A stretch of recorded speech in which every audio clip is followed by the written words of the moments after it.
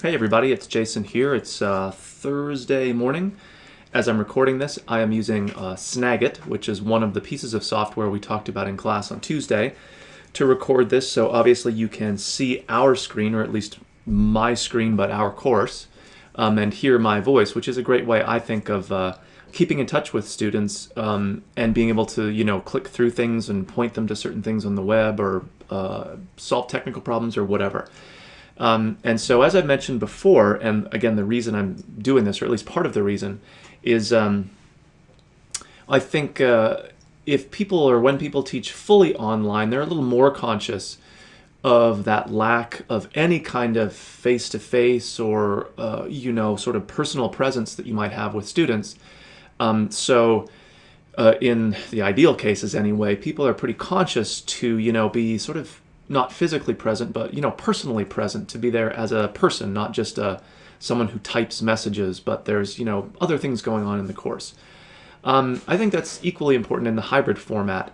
Obviously, we have our face-to-face time, but in order to make sure that students understand that the online environment is where we do work as a class, it's as important, it's as dynamic, it's as fundamental to the course as anything else. I think it's worthwhile to take the time for us as instructors to be, present online as well. So we did our home pages. I've done other kinds of video things, and I'll do these regular check-ins for my classes, again, just so they have that sense that I'm like a person, I'm here. And every once in a while, instead of recording the screen, I'll record my, just me talking into the webcam.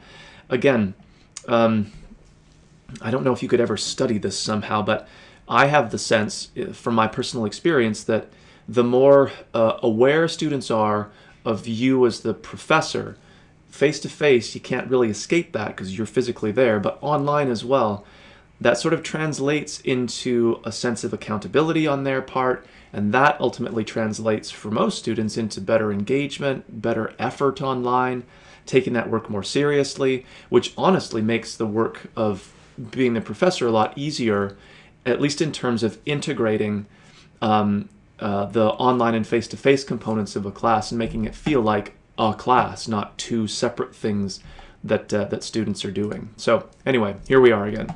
So you'll always come to our announcements page when you first log in. You'll be seeing this in the announcements area. You'll notice that in the course menu now, we still have our home pages up, but this is about the point where I won't get rid of this entirely, but I might sort of shuffle this down here somewhere. So like we talked about in class the other day, and I'll just delete that extra line, there's elements of course design that are really important. And I think one of the things that people often forget is that this menu can be fluid. Things can move. Now, you don't want to get all crazy, right, and move things so that they're unfindable. But I think kind of bumping stuff down that's maybe not quite so relevant as it used to be is a good way of managing your course menu so that, yes, mine is long, but, the top stuff is really important, sort of descending importance as we go down here. You'll notice that our orientation little bit is way down at the bottom.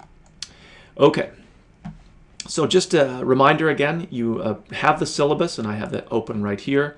We are currently in Unit 2, so we had our class meeting on the 27th. We did a lot of kind of reorienting for how our course works, particularly in terms of how our units here coordinate with the online piece, so you always sort of know that, we'll have our meeting, but then we'll also have that online piece that you'll find in Unit 2, so there's assignment details for things. We talked a little bit about the terms definitions, but you can actually revisit that in our course. The links are still there in, ta-da, Unit 2. As far as like things that are called hybrids, how they exist at COD, this proposal form that you may or may not have run into, our pretty scanty web presence here, we have that one page, which, okay, at least we have a spot, but the very first sentence is inaccurate about hybrids at COD being a 50-50 split. They might be a 50-50 split, but not necessarily. The bigger question might be like, does a student ever even visit that page, or is there some way that potential students might be, kind of funneled to that as an information spot? The COD registration system, not really much more helpful in terms of like what is a hybrid, which courses are hybrid, does one hybrid, is it more or less equivalent to another hybrid?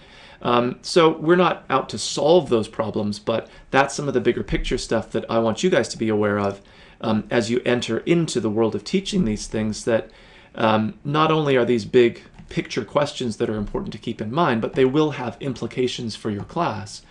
How many students show up knowing that it's a hybrid? Or even if they do they know what that is?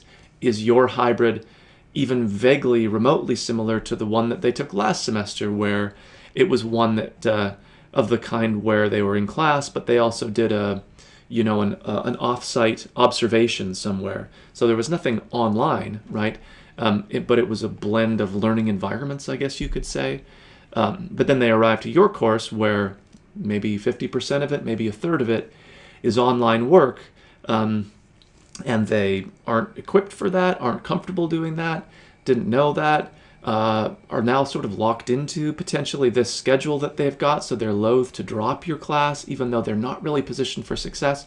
These are all things that you're going to want to think about and really be prepared for in terms of course design, how much time you devote to orientation, you as the IT point person, all of that kind of stuff.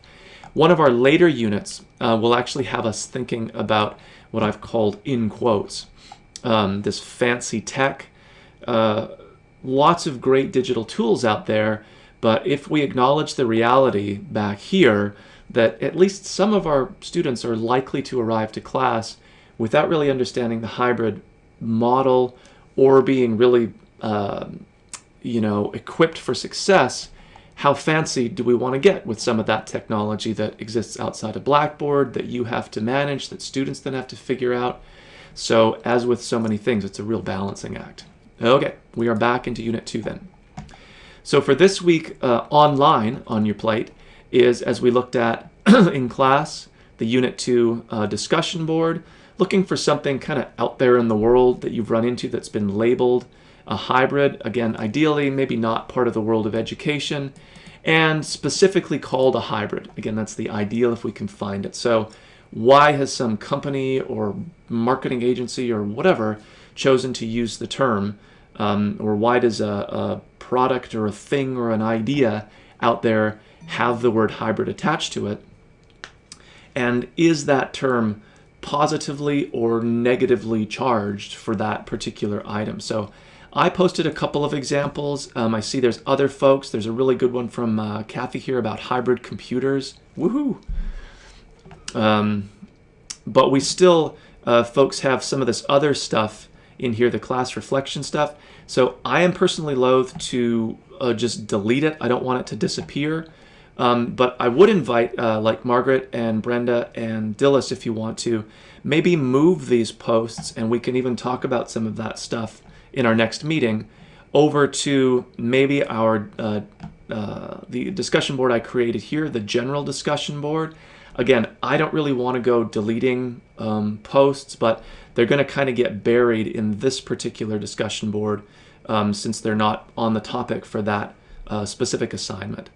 So again, we talked in class about what I think amounts to just sort of basic confusion at the start, but also how you as an instructor can maybe provide spaces for your students to post things that aren't on the narrow topics that you assign, or maybe design discussion boards differently. You probably just don't want a whole bunch of general discussion boards. That would be a little bit hard to manage. But would something like this peer support board work for you, where if people had IT questions, they could ask not just you, but the peers in their class? A general discussion board where if you have an idea, a reflection, a question, whatever, maybe that's a good catch-all for it. Or like I've set up, this More Readings blog, which uses a slightly different tool in Blackboard, but it works kind of the same way, where if you run across an article or a thing online, or hear a story on the radio or whatever, you can post, just creating the blog entry, you can post something about that. So give us a little abstract or little, hey, I heard this interesting thing. maybe a link to it, maybe you can post the audio, and then of course we still have the ability to comment here. So there's actually lots of ways of capturing all of that interesting discussion without necessarily having just a free-for-all where it becomes really hard to follow, almost literally follow the thread of what's going on. Okay. Oh, the other thing that I'll just let you know about is that I've contacted Brett Kaup's office to find out more specifically if you're interested in getting either Camtasia or Snagit, a couple of pieces of software that we talked about the other day. Those are paid, so the college pays for a set of licenses for those. I'm trying to figure out who exactly now you contact to get that license, and then you can download it on your computers and use it, or learn to use it kind of in your spare time or in your own time if you want to. The other one we talked about, which I'll post as part of this announcement, was called Jing. It's a freebie, and in fact I can even go to the website here just to show you what it looks like. TechSmith is the name of the parent company. I don't know if it'll take me there or not. Nope.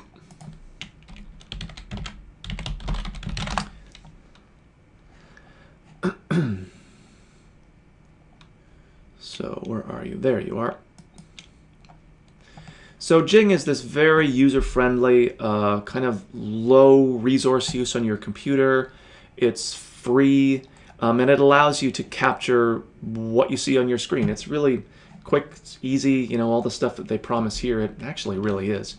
And if you're interested in doing things like I'm doing here, capturing your screen, talking with students, hopefully not going on for 12 minutes, which I realize I've done right now, the Jing software is a really great tool, so maybe that can be part of our discussion on Tuesday as well. Okay, wrapping things up then, last but not least. Next unit, we'll talk about the world online, or the world of online, and our experience doing various things. Again, not necessarily just educational things or teaching related things or learning related things online. And you'll see that there's a couple of readings to set us up for that are provided at the tail end of Unit 2 here. So the Survey of Faculty Attitudes on Technology and this Digital Revolution one.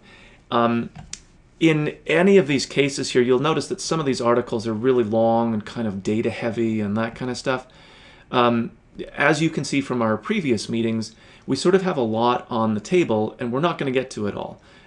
So I would never expect you to pour through every single page and table and graph and all that stuff for all of these various reports or articles that we read.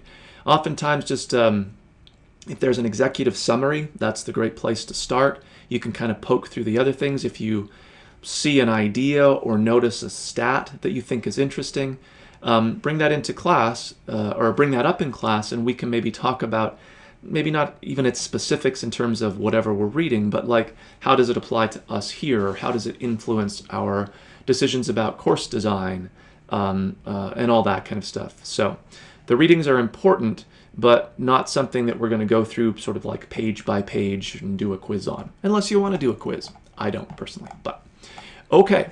If you have any questions, be sure to be in touch. I will reach out and remind everybody that there is a new announcement here. And that's it. Have a good day.